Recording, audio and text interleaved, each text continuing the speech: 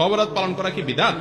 সবরাত উপলক্ষে আনুষ্ঠানিকতা করা, সিন্নি দেওয়া, আপনার ওই যে আপনার কি হালুয়া বিতরণ করা, একটা জাল হাদিস বানাইছে যে নবীজির দাঁত ভাঙছে এই জন্য হালুয়া খাইছে, এই জন্য আমরা হালুয়া খাই। মানে কত বড় চিটারি আপনি চিন্তা করেন। আপনার বাপের কথা কথা ঠ্যাং ভাঙছে এই জন্য উনি একটা ইয়া নিছে, কি বলে এগুলাকে, একটা লাঠি নিছে মনে করেন, লাঠি দিয়ে বেচারা ঠেঙা ঠেঙা হাঁটে, কারণ ঠ্যাং ভেঙে গেছে। এখন আপনি বাপের ছেলে বলতেছেন, উফ আমার বাপের শত্রুর সাথে লড়াই করতে গিয়া ঠ্যাং ভেঙে ফেলছে, অতএব বাপের প্রতি আমি ভালোবাসা প্রকাশ করতে গিয়ে আমার ভালা ঠ্যাঙে আমি একটা লাঠি নিয়ে খোঁড়াইতেছি। বাপে ওই লাঠিটা নিয়ে মাথা দিয়ে মারবে কি পারবে না, যে বেয়াদব তুই তো আমার ভেঙাইতেছিস, ঠিক না বেঠিক?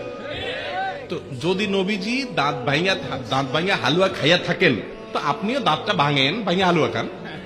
আপনি আস্ত ভালো দাঁত নিয়া সবরাতে হালুয়া খাইতেছেন, এর চেয়ে বাটপারি আর কিছু হতে পারে? আর ওহুদের যুদ্ধ কি শাবান মাসে হয়েছে? আপনি এটা কোথায় পাইছেন? এগুলা সবগুলা হলো এই হালুয়া ঘুরির জন্য আপনার মাসালা বানাই নেওয়া।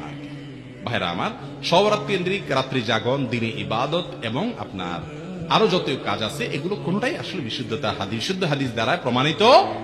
তবে হ্যাঁ, বিভিন্ন হাদিস থেকে এইটুকু বোঝা যায় এই রাতে আল্লাহ রাব্বুল আলামিন হিংসুক এবং শিরকারী ছাড়া বাকিদেরকে আল্লাহ সাধারণ ক্ষমা ঘোষণা করে।